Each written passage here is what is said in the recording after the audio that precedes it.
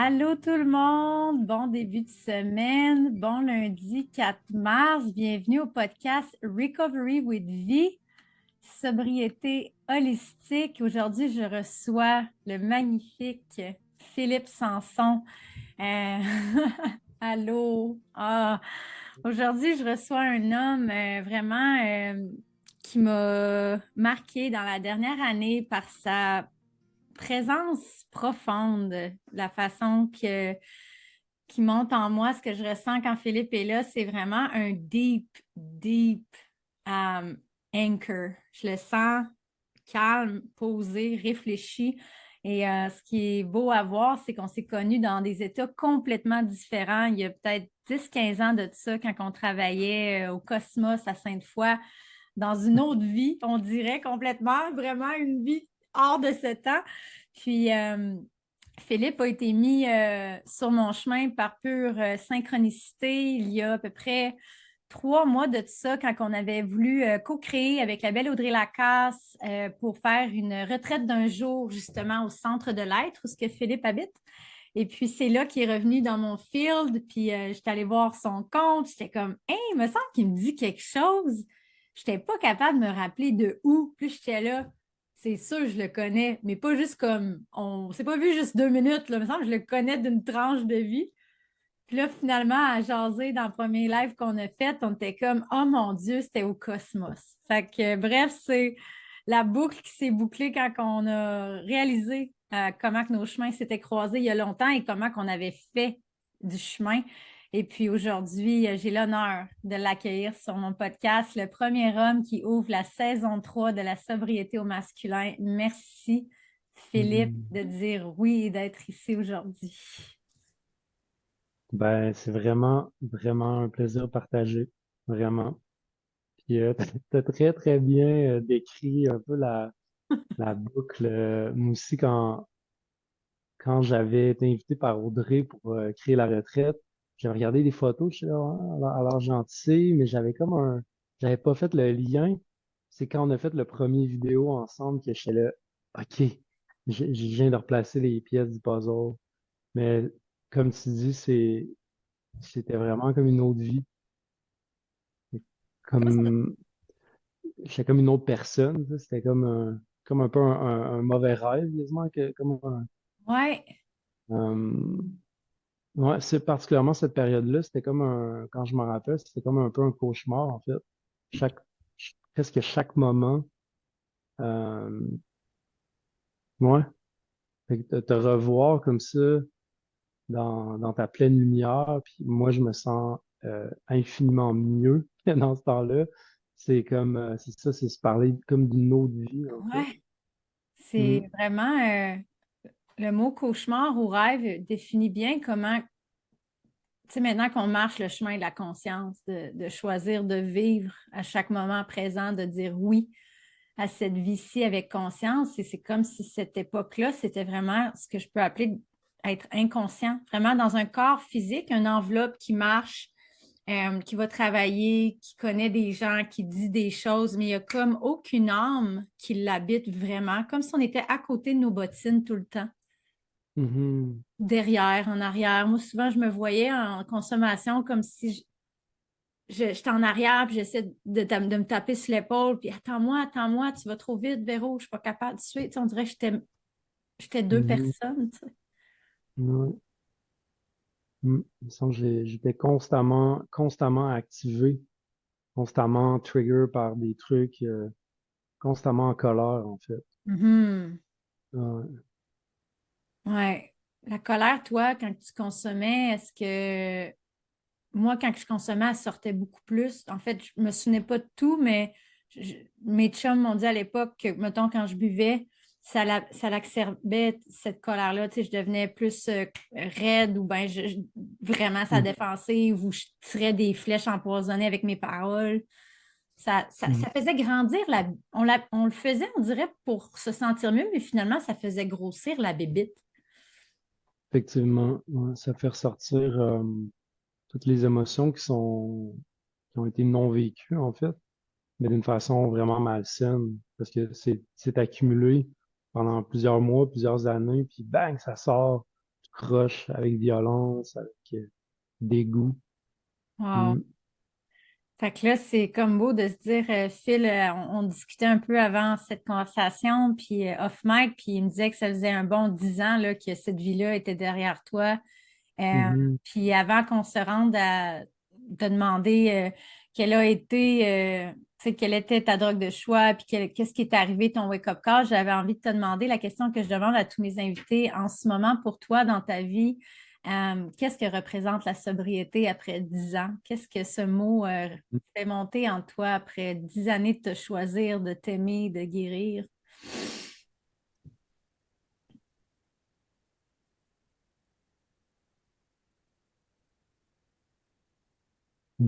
Ça veut dire être pleinement moi, en fait. Mm. Ça veut Oh. dire accueillir toutes mes émotions, peu importe l'émotion, être en balance avec le vrai moi, en fait. Pas le jeune Philippe blessé qui est constamment trigger, mais le vrai moi qui a toutes les parties de moi qui sont, qui sont écoutées, qui sont en balance, qui sont là au bon moment. Oh. Puis, puis quand j'ai de la colère, je la vis d'une façon saine, d'une façon contrôlée. Hmm. Mais ouais, même chose avec la tristesse, même chose avec la joie. Ben, la joie, c'est plus facile Ouais. à vivre. Ben, en tout cas, pour moi, je sais Ah, pas si ben, c'est... c'est peut-être un peu plus difficile de se laisser. Ouais, c'est ça.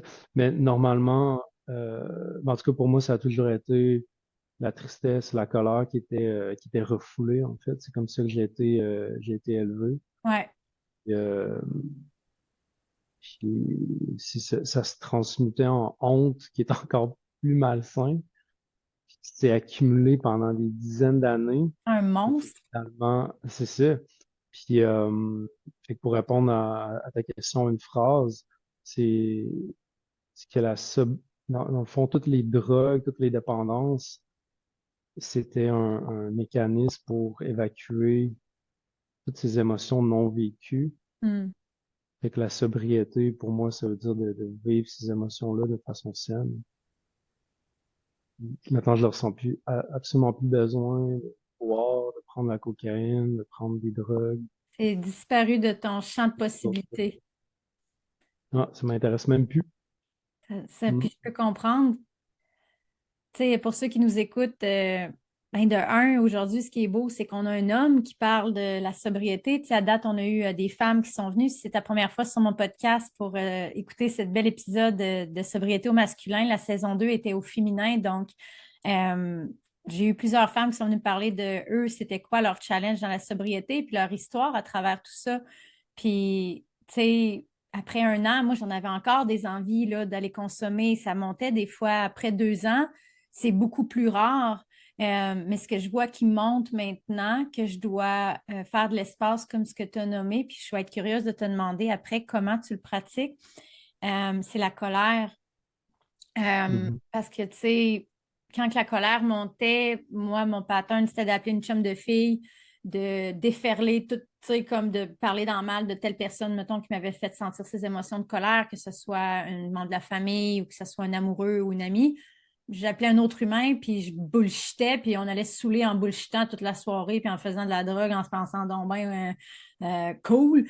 Mais dans le fond, ça faisait juste intoxiquer encore plus l'émotion qui n'était pas vécue puis qui devenait juste un monstre là, puis qui explosait n'importe comment.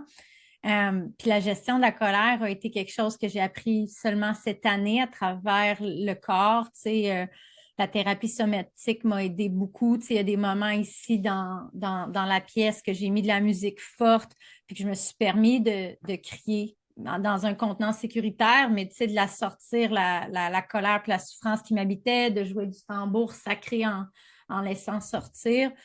Puis pour ceux qui nous écoutent, je pense que c'est là le nerf de la guerre quand tu arrêtes de consommer parce qu'elles vont monter, ces émotions-là. Et c'est là qu'on se ramasse avec un paquet, là. Tu sais, qu'est-ce que je fais avec ça, là? Fait que je serais curieuse de savoir, toi, quelle est ta pratique holistique pour t'accueillir quand tu as des émotions qui sont plus challengeantes comme la colère ou la tristesse.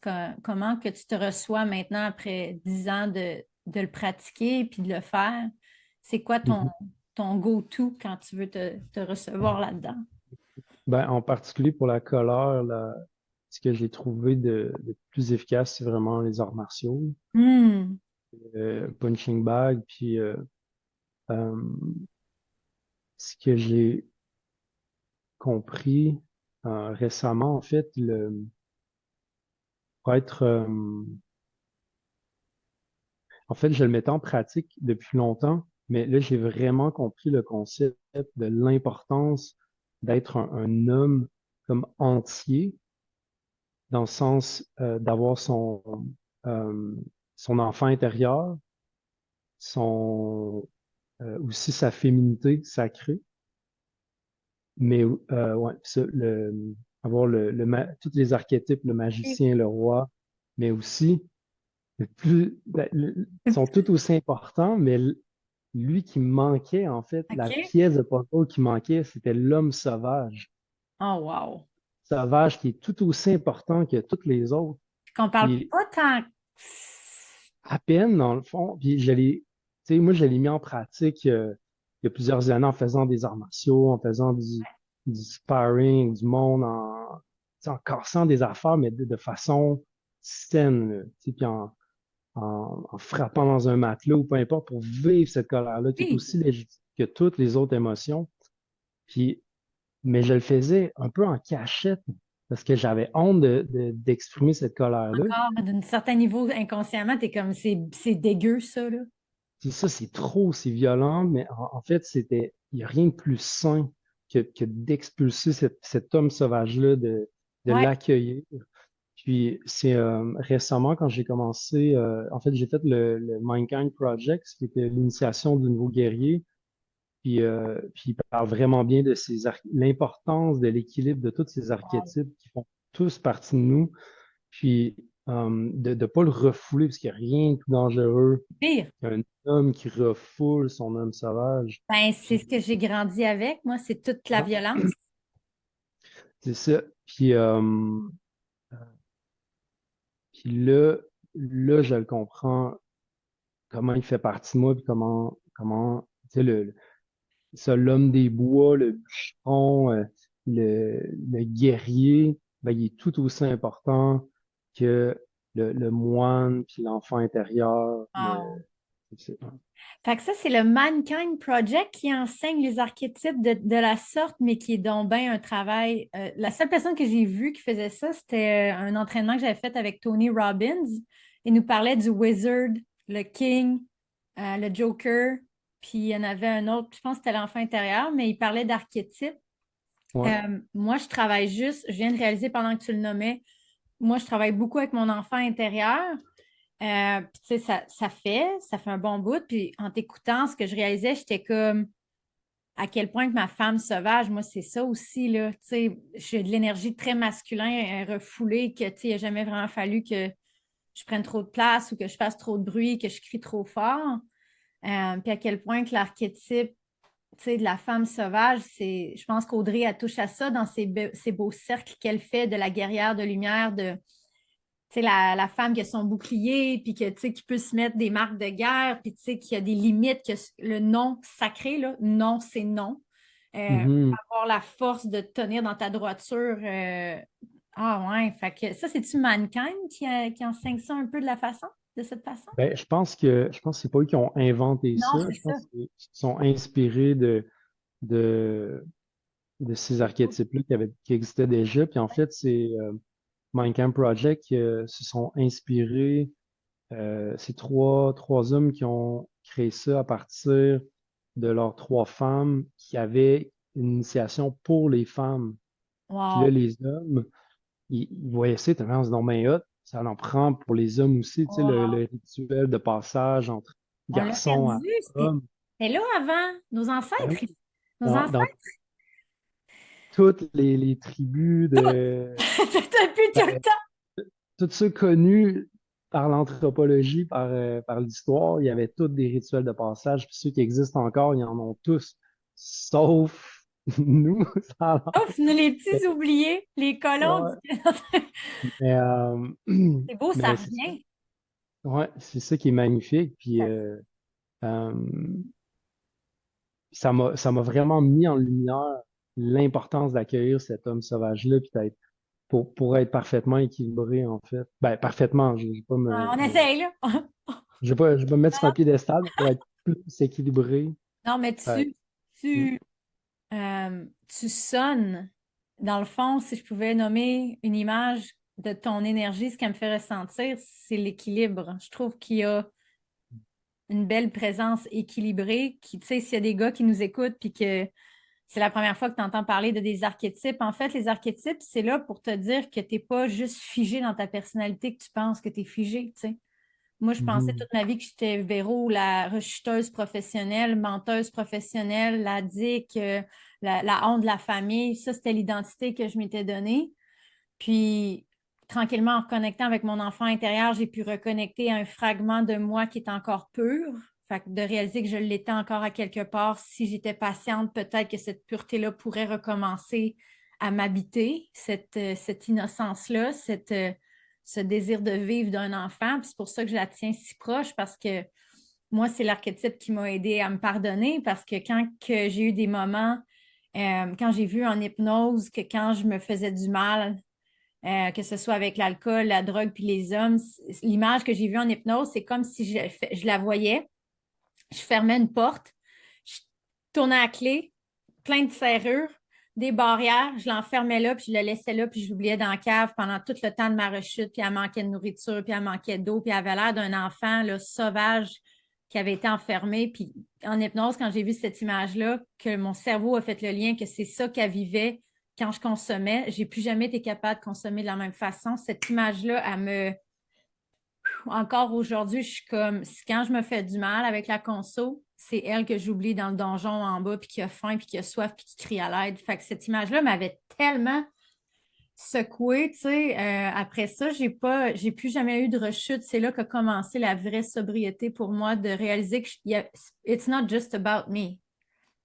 C'est pas juste à moi que je fais du mal en ce moment, là, petit égocentrique cocaïnomane. Là. Il y a plein d'enfants intérieurs qui crient à l'aide en ce moment, qui ont besoin de leur maman qui est moi. Euh, Mhm. donc, c'est l'archétype que je connais beaucoup, que j'expérimente, mais j'aime quand tu as dit le moine. Wow! Mhm. Tu sais, le moine, c'est Ouais. tellement comme une image C'est de, aussi essentiel. Hein. une image de plénitude. Fait que dans le fond, j'ai envie d'amener la conversation, si tu as envie un peu de nous parler de ton parcours dans ce temps là-bas à ici maintenant. Quel a été, c'est ça, tu me disais avant qu'on commence que c'était un peu de tout, tu sais, cocaïne, ecstasy, speed, un peu même chose, moi, tout dans les années 2000 quelque chose, là, c'était des pilules, tout ce qu'il y avait, puis on s'engourdissait avec ça, on sortait au bar. Puis c'est quand, toi, tu as eu un comme de déclic de genre, OK, là, j'ai un problème ou je suis plus heureux ou ben là, c'est la Mhm. mort, en fait. Genre, Ouais. En fait, j'avais déjà, dans ma descente aux enfers, j'avais déjà accepté la mort. C'était comme juste une question de temps. Je me rappelle quand j'avais tu sais, je me suis fait des blessures, tu sais, il y en a une, par exemple, dans ma main, j'ai perdu l'usage, j'ai perdu la sensibilité de ces trois doigts-là. Fait que ces trois doigts-là, je peux les brûler, je les sens plus, j'ai perdu mes nerfs. Je me rappelle, quand c'est arrivé, j'étais comme, ah, tu sais, c'était comme, c'est pas grave. De toute façon, je vais mourir bientôt. C'est pas comme, ah ben là, j'ai toute une vie à faire, j'ai plus de on dextérité. on avait Tu sais, comme c'était déjà comme, choisi. c'est ça, je m'en foutais complètement, tu sais. Puis, fait, que fait que c'était comme ça, je voyais mon avenir, tu sais. Puis, quand, en fait, c'est ça, j'étais vraiment rendu là, au fond du baril, comme on dit. Puis, il y a eu une femme, en fait,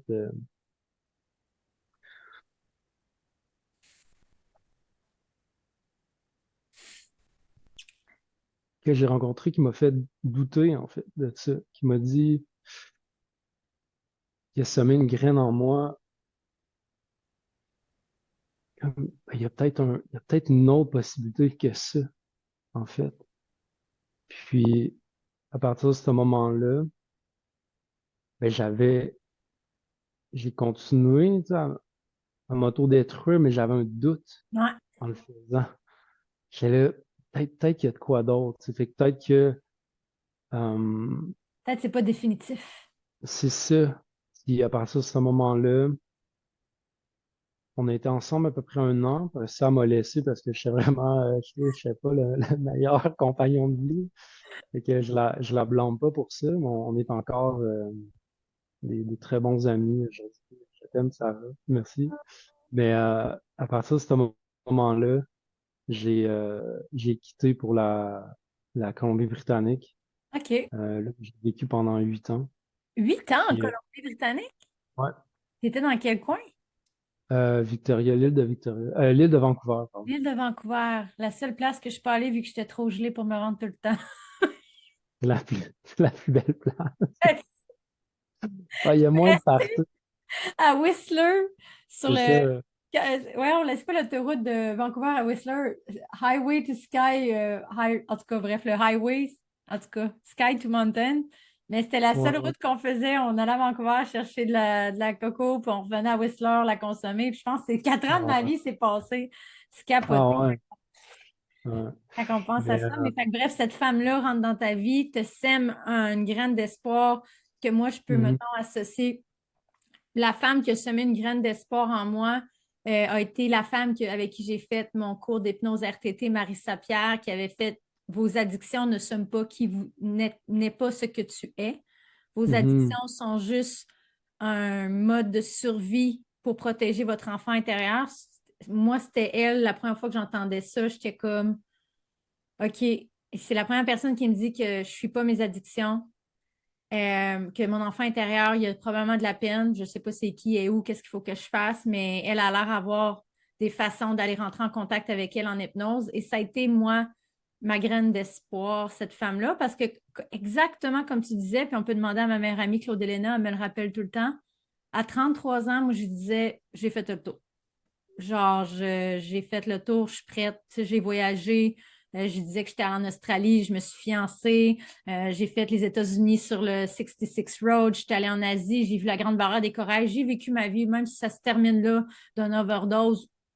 J'ai fait une bonne vie, puis elle était comme, t'as 33 ans, t'es boss.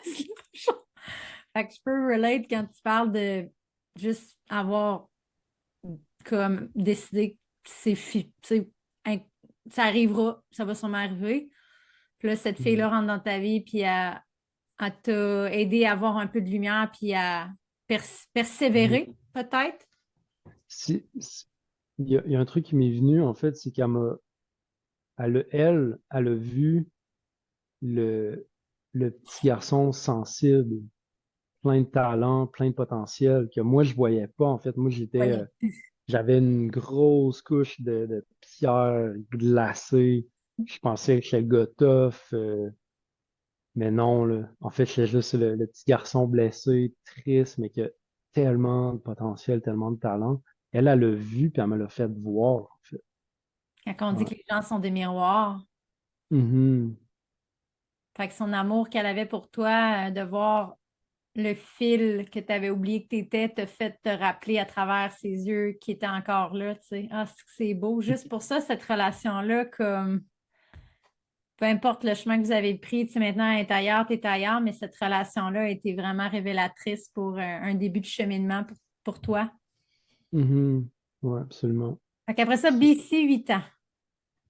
Ouais, et je suis parti là-bas pour être loin de mes mauvais amis. J'avais une, ben puis j'ai toujours une famille un peu toxique, mais je pense qu'ils s'en rendent pas compte, mais c'est correct, c'est rendu correct.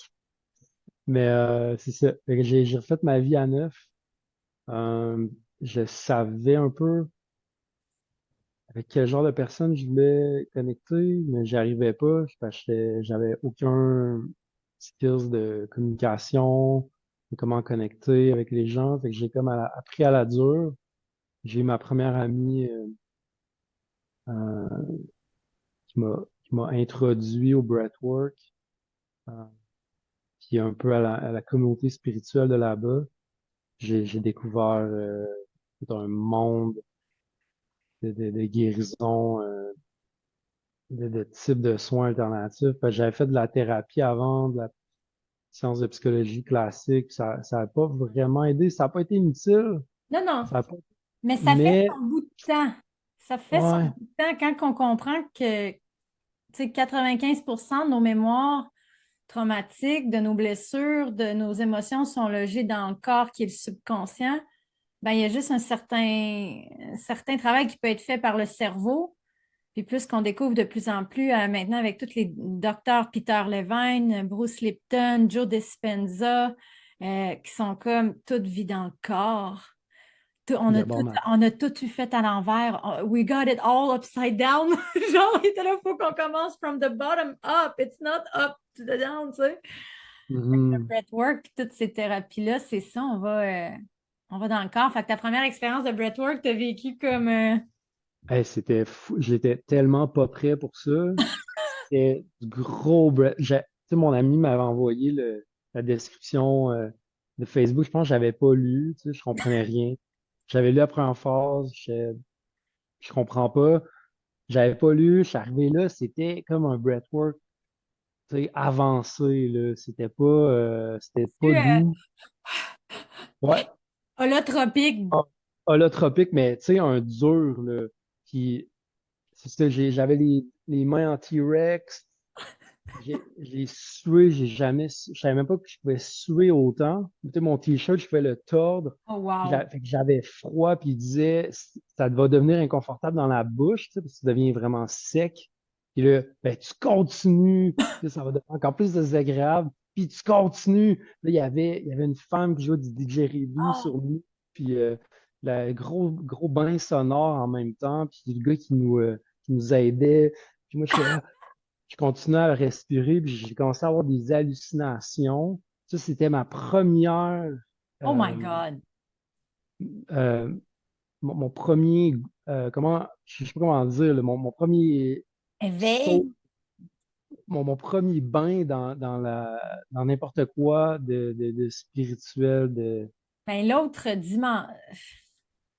dimension de nous, l'espace quantique, l'espace que toutes tes mémoires remontent, c'est dans le fond que tu ouvres un portail, puis là, c'est comme, tu as des visuels, tu vois des choses qui remontent, puis tu réalises que rien n'est effacé, tout était enregistré tout est là.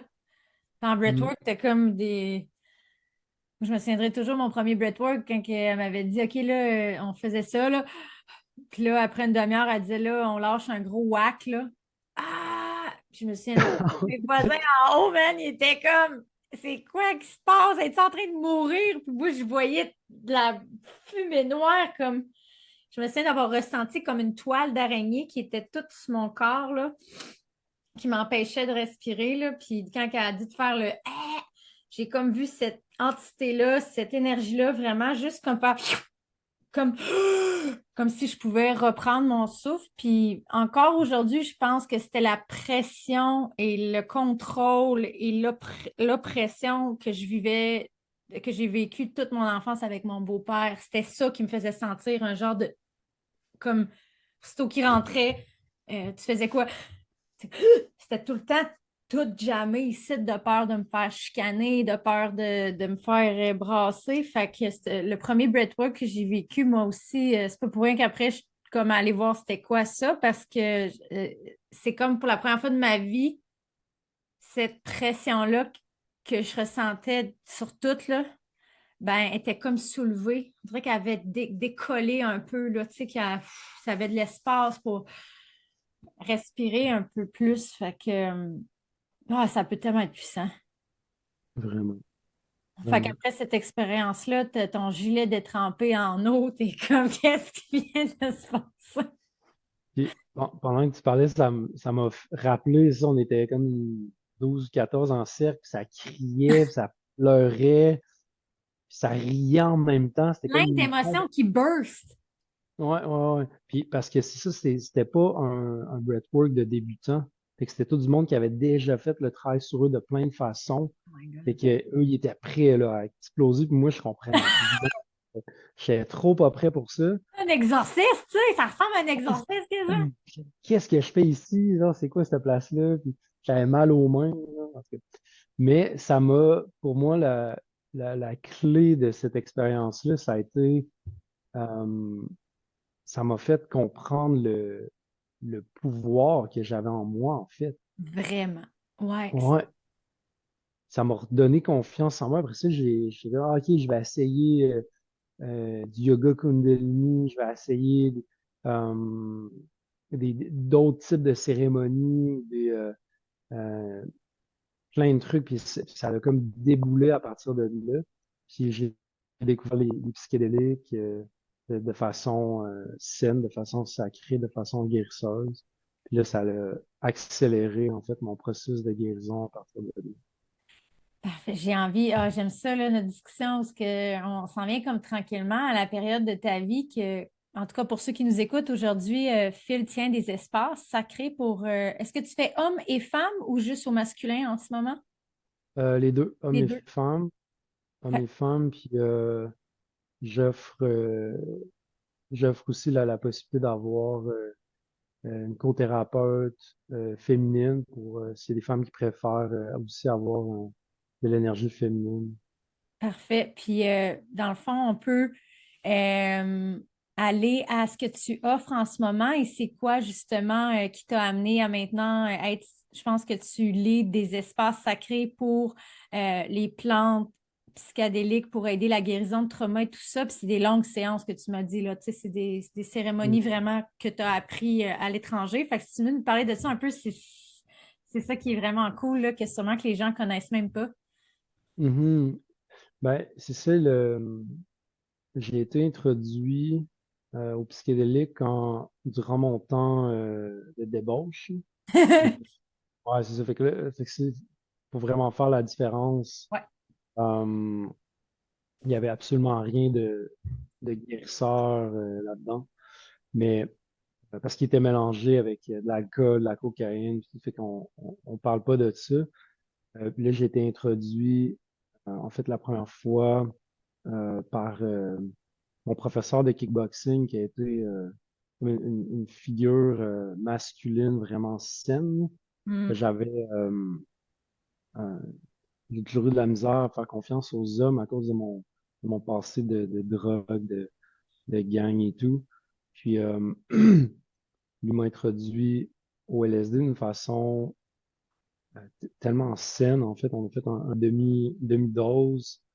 On était quatre. On allait se promener dans la forêt, on a médité ensemble. Puis là, ça a vraiment été un déclic pour moi. Ça a été la première fois que je me suis senti vraiment présent Hmm. depuis peut-être que j'ai 6 ans, en fait. Tout le reste de ma vie, j'étais dans ma tête, je sais pas. Puis j'avais été dans des cours de yoga, des cours de méditation en Colombie-Britannique, mais je comprenais pas, en fait, ce qu'ils me disaient. Je comprends. Je comprenais les mots, Avec la tête. mais je l'avais jamais ressenti. Puis là, ce demi-dose de LSD m'a fait sentir présent pour la première fois, On a un grand lac. vraiment présent, là. Puis après ça, j'ai été capable de retrouver cet état de présence juste avec de la méditation, Ouais. euh, vraiment aisément parce que j'y avais goûté. Je Oui. savais exactement c'était quoi. Puis après ça, j'ai été réintroduit au champignon magique de façon cérémoniale. Euh, puis c'est ça. Les années ont passé, après ça, j'ai goûté à de la MDMA de façon thérapeutique. Mhm. Ça a été extrêmement puissant aussi, là. Ben, C'est pas fait pour faire le party, là, mais c'est fait ouais. vraiment pour plonger à l'intérieur de soi, puis revivre les traumas que tu as à vivre, euh, puis les transcender littéralement en quelque chose de qui pèse plus, mais en quelque chose de puissant, là. Puis la MDMA, c'est super bon pour ça. Puis après ça, euh, c'est ça que j'ai fait des psychédéliques en Amérique du Sud, des cérémonies d'ayahuasca, de Wachuma. euh, puis j'ai commencé en fait à guider mes amis, ma meilleure amie, entre autres, euh, qui souffrait d'anxiété depuis longtemps. Puis, puis moi, j'avais guéri la mienne, en fait. Ben, en grande partie, ma dépression était loin derrière moi. Je me sentais dans ma pleine puissance. Euh, puis, c'est comme si je savais ce que ça reprenait. Tu sais, fait que Ah oui, j'ai commencé à les guider. Hey, ça a été vraiment puissant pour moi. Puis un appel. psychédélique, en fait, c'est juste un accélérateur. Tu sais, il y a Ouais, plusieurs moyens de se rendre là. J'ai dit, hey, si t'es tanné, si t'as assez plein d'affaires ouais. qui ont du moins aidé assez psychédélique, ça se peut que ça débloque quelque chose. Puis, comme de fait, son anxiété est partie. Après une séance, elle me disait, elle m'a fait un super beau partage. Elle me disait que pour la première fois de sa vie, elle marchait pour aller au travail, puis elle regardait les arbres, elle regardait les oiseaux. Avant, ça ne se rendait même pas compte qu'ils étaient là. Déconnecté Fait que complètement. ça, ouais. Fait que là, j'ai eu quelques amis comme ça à qui Goûter. j'ai partagé ces médecines-là, puis aussi mon bagage de vie pour les guider. Puis, il y en a plusieurs qui m'ont dit, dont Audrey, ma meilleure amie Audrey, qui m'a dit, tu sais, moi, je vois vraiment comme un guérisseur en toi, là. Puis, tu sais, je, je manquais peut-être de confiance en moi encore à ce moment-là. Fait que moi, je travaillais dans la restauration, j'ai essayé Ouais. la charpenterie, je suis retourné à la restauration parce que c'était pas Comment je assez pourrais vivre puissant. de ça, genre aider les Non, gens? c'est ça, tu sais. Puis finalement, après avoir reçu plusieurs commentaires, avoir guidé des gens comme ça juste par bonté, tu sais, parce que je sentais que je pouvais leur amener de quoi, ben, à un moment donné, j'ai décidé de vraiment croire en moi, en mon pouvoir en tant que guide, puis me lancer pleinement pour devenir De le un mettre au guérisseur. devant de, le mettre au devant de ta vie, cette chose-là. Mhm. Comme Ouais. de dire, OK, tu sais, moi, je vais être totalement honnête. Dans la dernière année, je faisais des ménages dans Chalet et compagnie à Baie-Saint-Paul. Je travaille au resto l'été passé. Je faisais des petits job-ins pendant que j'étais coach parce que, tu sais, la vraie réalité, je pense, j'ai besoin de le nommer en ce moment pour ceux qui nous écoutent. Tu sais, j'ai partagé un gros milestone cette semaine, en fin de semaine, en fait, de ma business. Puis, comme eu des messages. Comme des gens qui pensaient que c'était overnight success, tu sais. Puis, il ne faut pas oublier que mon histoire de succès que j'ai en ce moment avec ma business vient d'un parcours de 15 ans d'addiction puis de souffrance, là, tu sais. J'ai pas acheté un cours qui m'a aidé à devenir coach. J'ai vécu chacune de ces blessures profondément et j'en suis revenue vivante. J'ai décidé de continuer à me battre. Puis, tu sais, euh, souvent, deviens coach en 30 jours, deviens. Tu sais, quand tu respectes vraiment d'être en service comme on le fait, je trouve que c'est un peu comme avoir un nouveau lover, de le faire avec douceur, avec respect, avec honneur, dans le rythme que la médecine veut s'installer en nous. C'est pas à nous de dire là, je suis prêt, je veux faire ça à temps plein, je veux faire des milliers de dollars. S'il y a quelque chose que j'ai appris dans la dernière année, c'est que la vie connaît son rythme de te donner exactement ce que tu as besoin avec les capacités que tu as de tenir ces gens-là, ces espaces-là. Puis c'est normal de prendre son temps. Puis je pense que d'avoir des jobs, tu sais, si tu es encore serveuse, puis tu dis, ben j'aimerais ça suivre ma passion, puis faire ce que vous faites, trouver ma mission de vie, ben rien t'empêche de commencer pendant que tu es serveur. Moi, je l'ai fait comme ça au début. C'était la fin de semaine. J'étudiais, je m'inspirais, j'écoutais des podcasts comme peut-être t'écoutes aujourd'hui. Puis ça semait une graine de ah, ben nous aussi, on vient de la restauration, puis on s'est rendu là, regarde, Phil tient des espaces sacrés. C'est ça, si tu as envie de parler un peu plus de comment ça se déroule, une cérémonie, tu sais, avec toi pour donner un peu l'eau à la bouche et le visuel. Peut-être des gens qui nous écoutent qui n'ont pas pensé à cette médecine-là qui est en fait maintenant légalisée. Il y a même un reportage sur Netflix sur justement MDMA, LSD, le peyoté, le cactus, puis il y a une quatrième molécule qui parle, mais qui explique exactement ce que tu fais d'un aspect professionnel maintenant pour aider les gens avec plusieurs conditions.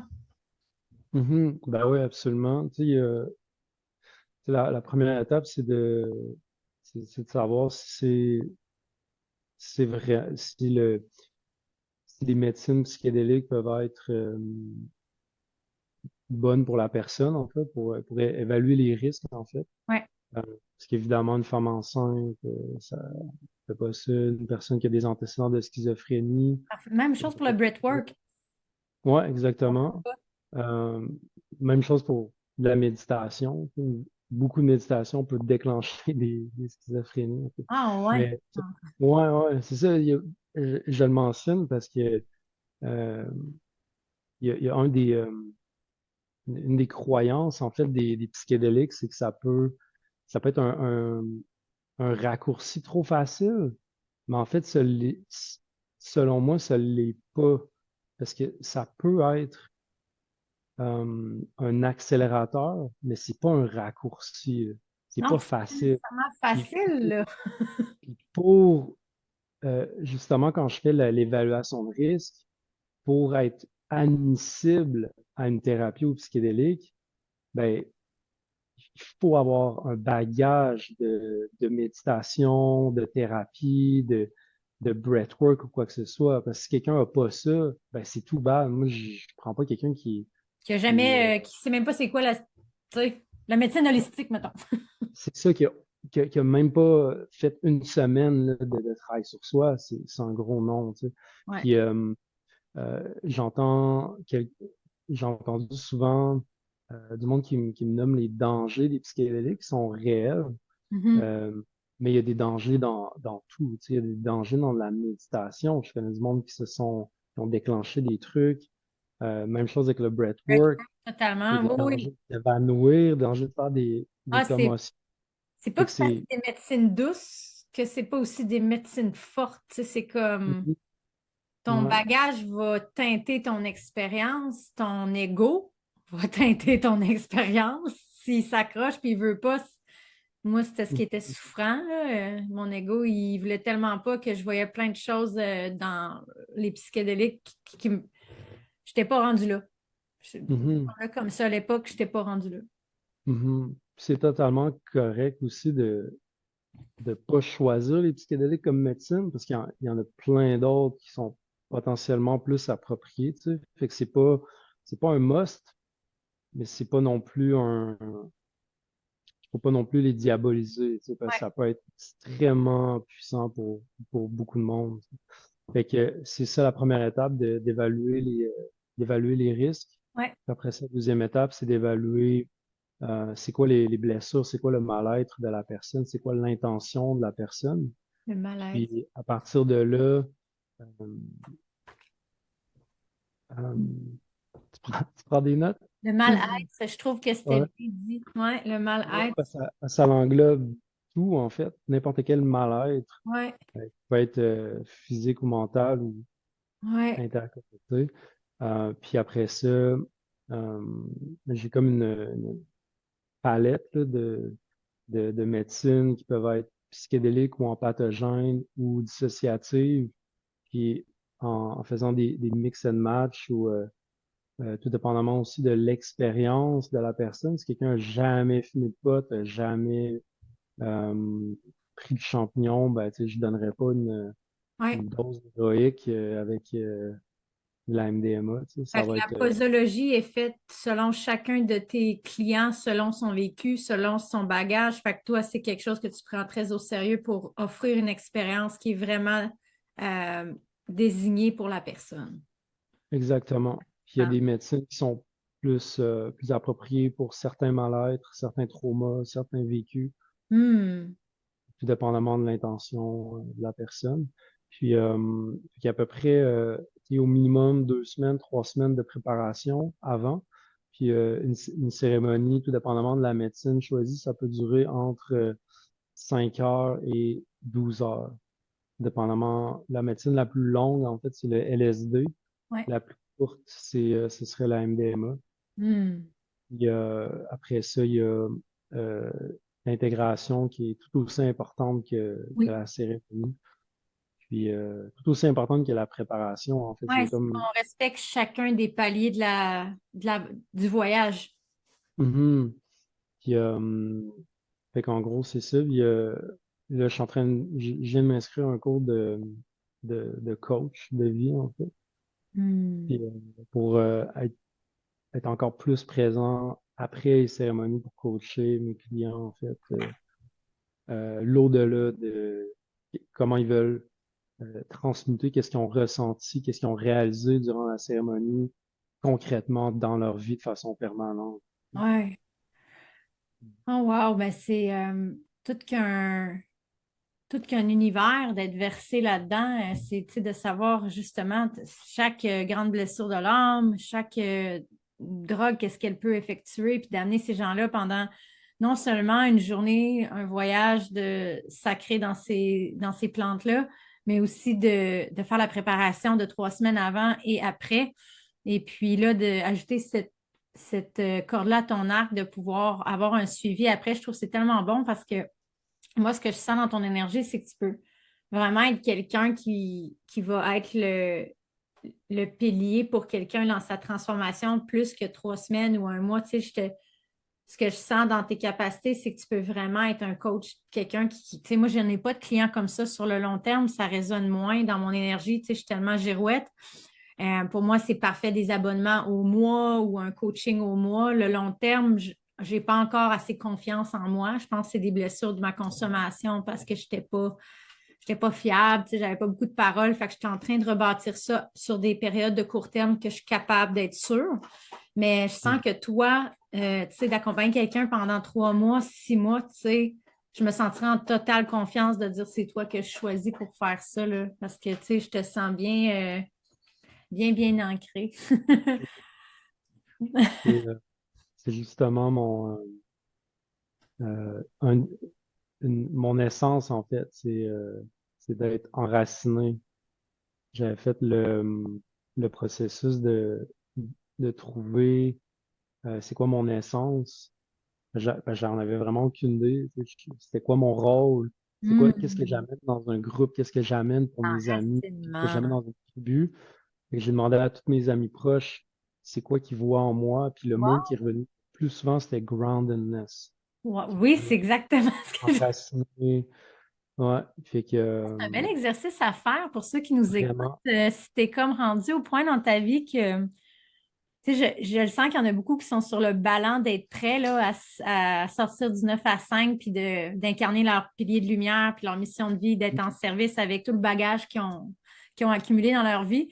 Des fois, ça peut être dur de savoir c'est quoi, tu sais, ta mission, Jonction. ta faculté. Fait que de demander comme ça à ton entourage, c'est tellement un bon exercice que Mhm. t'invite à faire si tu es en ce moment en train de te demander dans quoi que tu serais bon, dans quoi que tu serais bonne pour cette Mhm. prochaine étape de vie, ben c'est vrai que nos proches, c'est eux qui peuvent nous dire le mieux de c'est quoi qu'on dégage, qu'on voit pas, qui est une belle qualité en nous, qu'on des fois on prend pour acquis. Tu sais, moi, mettons, toute ma vie, le matin, j'avais crissement du gaz, puis ça a souvent dérangé mes chums, puis ça a souvent été quelque chose qui dérangeait quand je me levais, parce que j'étais prête à commencer ma journée, puis tu sais, j'ai ouais, on te lève donc bien vite, peux-tu ralentir? Puis longtemps, je me suis comme trouvé que c'était un défaut. Mais maintenant, au studio, le matin, c'est ma propulsion. Moi, l'énergie que j'ai le matin, je réalise que moi, c'est pas le soir. Moi, c'est le matin que je me réveille avec le Kundalini hyper éveillé, le regard clair, la tête, tu sais, je suis dans mon corps le plus le Mhm. matin au réveil. Fait que ce qui était quelque chose avant que je trouvais qui était un défaut, finalement, en me retrouvant en sobriété puis en célibat, je réalise que c'est un de mes armes de lumière, en fait, qui m'aide dans ma business, tu sais. Une vertu, en fait. Une vertu, oui. Vertu Que je de partager ce feu-là. qui était Ouais. trop, qui a toujours été trop. Tu sais, je suis sûre qu'il y a des gens qui nous écoutent, puis tu sais, je pense juste à quelques clientes que j'ai qui sont comme, on dirait que je suis tout le temps trop, on dirait que je déplace trop d'air, on dirait que je dérange. Ben, viens déranger dans ta business. Start ta business, puis dérange le monde. C'est le fun, personne ne peut t'arrêter. Ah, moi, c'est ça que je viens chercher avec toi le matin, c'est ce feu-là. C'est de me dire, OK, ben moi aussi, là, puis je me propulse en fait à chaque matin. Ah, c'est beau, c'est tellement le fun de t'avoir. Ça a été vraiment une guérison, comme je disais pour l'introduction de ce podcast. Toi, Gilles, puis Steve au studio, c'est ça, la minute que je me suis demandé, est-ce que je, est-ce que je refuse les hommes? Genre, j'avais tout le temps juste fait des cercles de femmes, des événements de femmes, parce que j'étais intimidée, puis j'étais gênée, puis j'étais ma petite Véro, là. Encore une fois, le beau-père, que c'était jamais assez pour lui. J'avais peur de revivre ça dans mon studio. Fait que j'étais comme, je peux pas marquer genre studio en ligne féminin seulement. Puis j'étais comme, ça faisait un moment qu'il y avait des hommes qui m'écrivaient pour le breathwork, comprendre c'était quoi, parce que beaucoup de mes amis de gars avec la coke, ça les rejoint beaucoup de activer leur feu, mais pas en faisant de la drogue. Donc, comment je fais pour circuler ça, là, si j'ai de la colère ou si j'ai des grosses montées d'énergie, tu sais, puis instinctivement, ils me venaient me voir, puis ils me disaient, le breathwork, ça a l'air, tu sais, comme pas fif. Je dis, non, c'est pas fif pas en tout, là. Genre, c'est pas fif, puis ça fait crissement du bien. Puis, c'est ça, tranquillement, quand le studio a ouvert, ben, j'ai eu à guider des femmes et des hommes, puis c'est ce qui m'a donné le courage d'être ici aujourd'hui pour le premier épisode avec toi, tu sais, de dire, ouais, ben, genre, je me sens prête pour ouvrir un espace pour parler de vos histoires parce que ton histoire, c'est mon histoire, puis c'est sûrement l'histoire de quelqu'un d'autre qui nous écoute, qui a peut-être besoin d'entendre quelque chose qui s'est dit aujourd'hui pour lui donner la graine d'espoir que tu as eue avec Sarah, la graine d'espoir que j'ai eue avec ma professeure d'hypnose, de dire, en fait, il y a des outils. Il y a des différentes médecines douces ou fortes que tu peux utiliser pour t'aider dans ce processus-là. Puis si jamais ce que Philippe t'a partagé aujourd'hui, ça t'intéresse dans les détails de ce podcast sur le vidéo YouTube et sur Spotify et Apple Podcasts, je mettrai les informations de Philippe si vous voulez rentrer en contact avec lui pour une cérémonie, pour des questions, pour un coaching. Il habite dans un espace magnifique au centre de l'être qui est pas loin de Québec.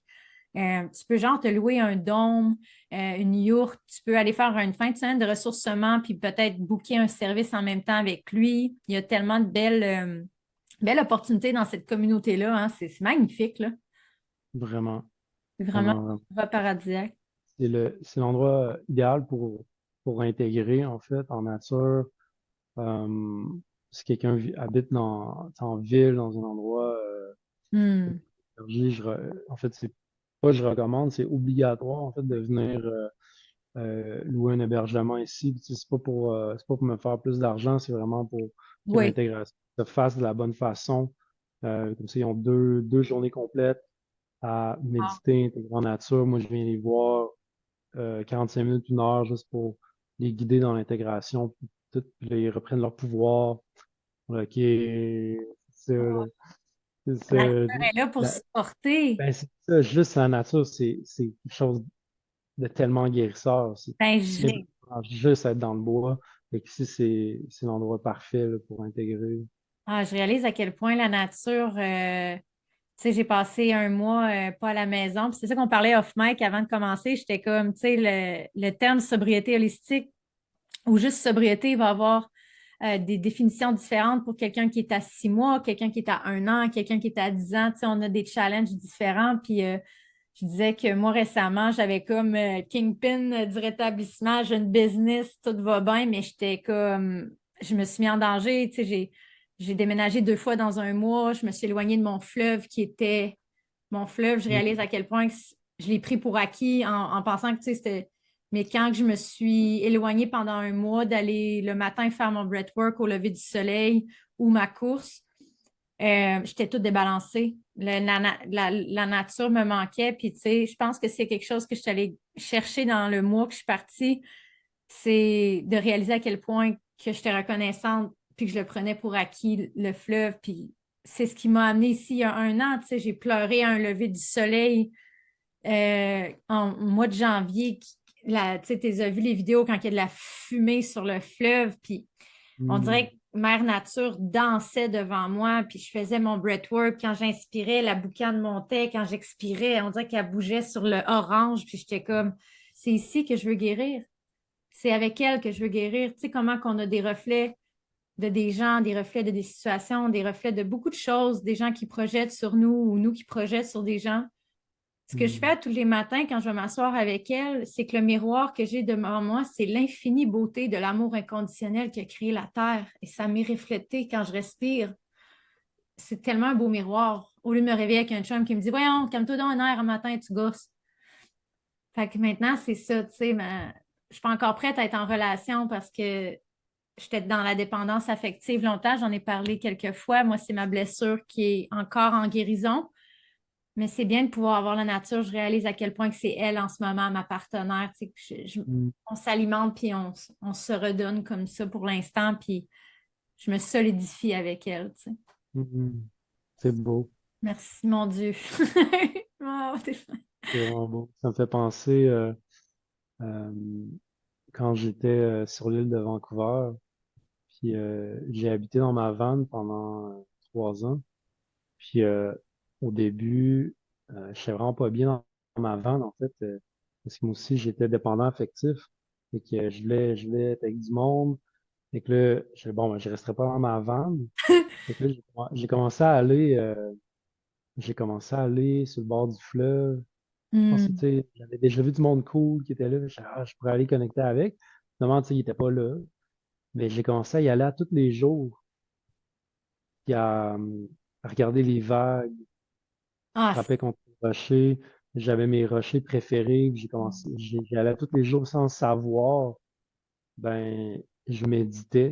Puis sans le savoir, ben, j'ai trouvé la paix, en fait, de mon passé de violence et puis de tout le mal que j'ai fait à d'autres personnes, que j'ai fait à moi-même. ouais. Puis c'est vraiment avec du recul que je me rends compte de la puissance, de la puissance de ces 2, 3 années-là, aller à tous les jours. Toi, c'était ton fleuve, moi, c'était le bord de l'océan avec Je les pense qu'il y a vagues un sur le moment qu'il côté. faut, ce que tu nommes, ce que je trouve qui est beau, c'est comme un moment qu'il faut qu'on se laisse se déconstruire après une vie d'autant de violence, puis de shame, puis de honte, puis de noirceur. Et comme un moment, moi, c'est quand je suis partie de la ville, puis je suis déménagée à Saint-Raymond, j'ai comme fait abstraction de tout ce qui était connu, qui me reflétait quelque chose de moi que je voulais plus être, tu sais, que ce soit les amis, que ce soit les bars, les chemins que je marchais, les gens que je rencontrais depuis comme je sais pas combien d'années. Il a vraiment fallu, comme dit Joe Dispenza, que je revienne à créer mon futur avec mon présent et non mon passé, tu sais, de ne pas ressasser tout le temps les mêmes identités, mais de couper complètement puis de la rebâtir à partir de zéro. Puis c'est vraiment à ce jour Mère Nature qui m'a aidé à m'accueillir dans ce moment-là que je me sentais tellement vide puis perdue de ne plus avoir mon identité du passé. Mais quand je m'assisais avec elle à Saint-Raymond, c'était une rivière. Avant que j'aille au fleuve, c'était une rivière. C'est drôle, c'est comme j'ai commencé avec le bébé rivière. Puis quand je suis arrivée à une plus grande guérison, le fleuve était là comme le papa. Mais la rivière m'a comme accueillie quand j'avais aucune fucking idée. J'étais qui, j'étais quoi, qu'est-ce qui se passait. J'avais plus d'amis. J'étais juste, je vais respirer. Puis la force que la nature a quand on a des moments de même à juste prendre un break de tout ce qui est connu, puis de juste se grounder au son des vagues, au son de la rivière, au son des oiseaux, puis revenir dans notre corps au point zéro, tu sais, c'est qui que je veux être. Si j'avais le Mhm. choix, qu'est-ce que je voudrais être? Ben, je voudrais être quelqu'un qui est honnête. Moi, c'était quelque chose qui était très important pour moi après 15 ans de mensonges puis de bullshit.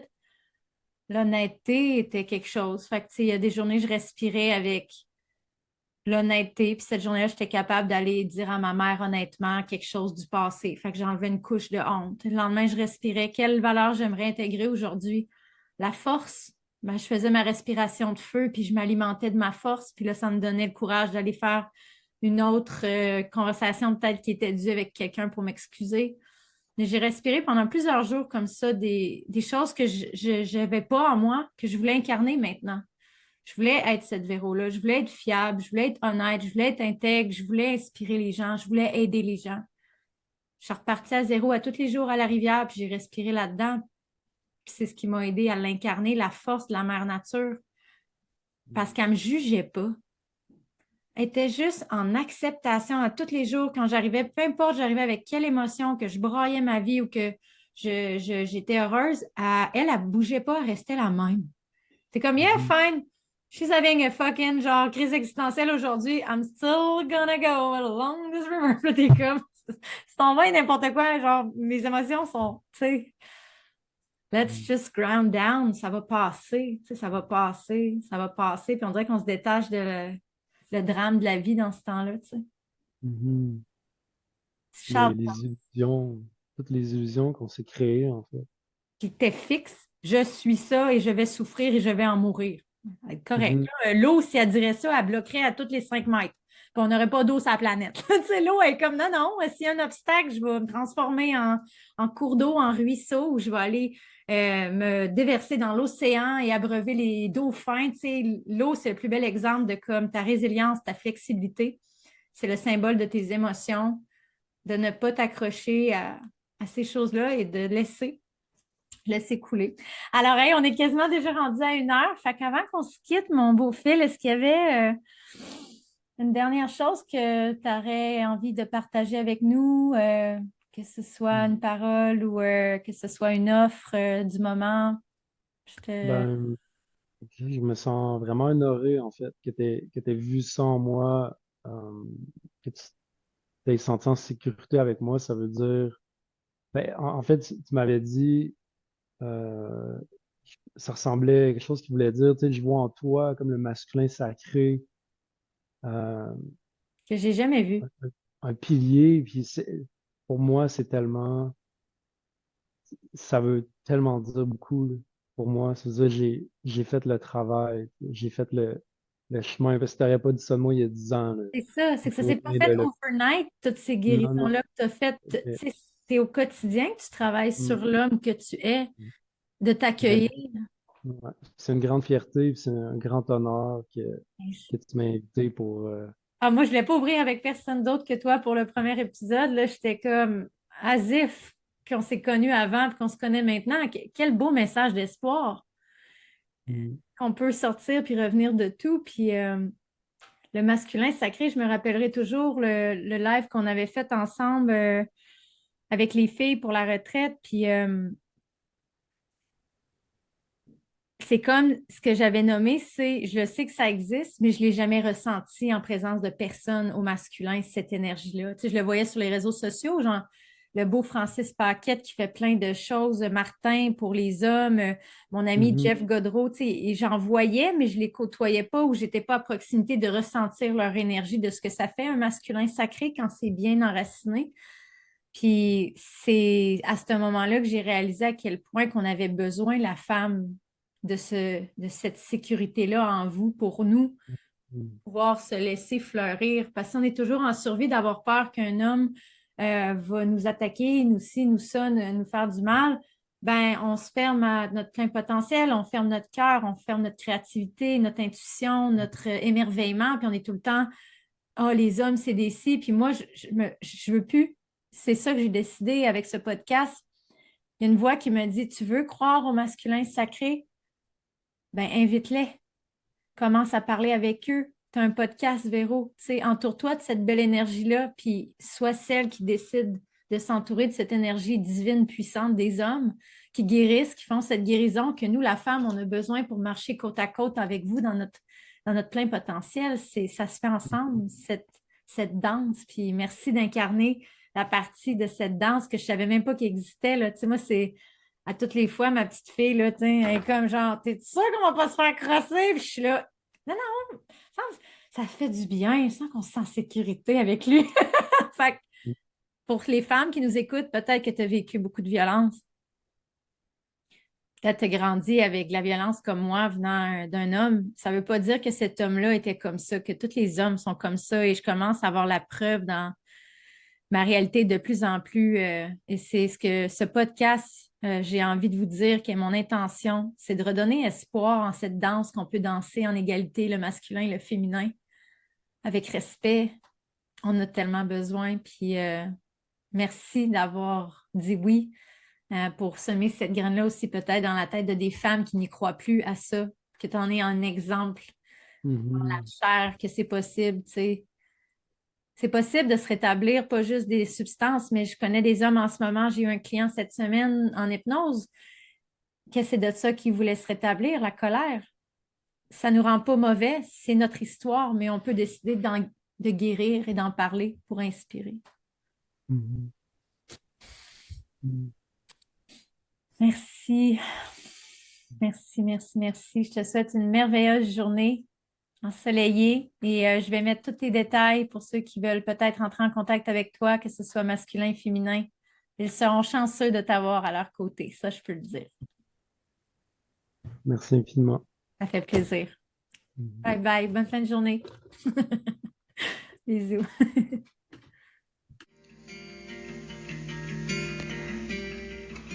Je voulais prendre un moment pour te dire merci d'avoir écouté mon podcast aujourd'hui. J'espère que les choses qu'on a parlé et les outils que je t'ai partagés vont t'aider dans ton parcours, que ce soit avec la sobriété, que ce soit dans ta guérison, de quoi que ce soit dans ta vie en ce moment qui t'empêche de voler à pleine altitude avec ton âme, en pleine liberté. J'espère que ces outils partagés t'aideront à faire un pas de plus vers cette vie qui est en ligne avec tes valeurs, avec ton authenticité et ton cœur.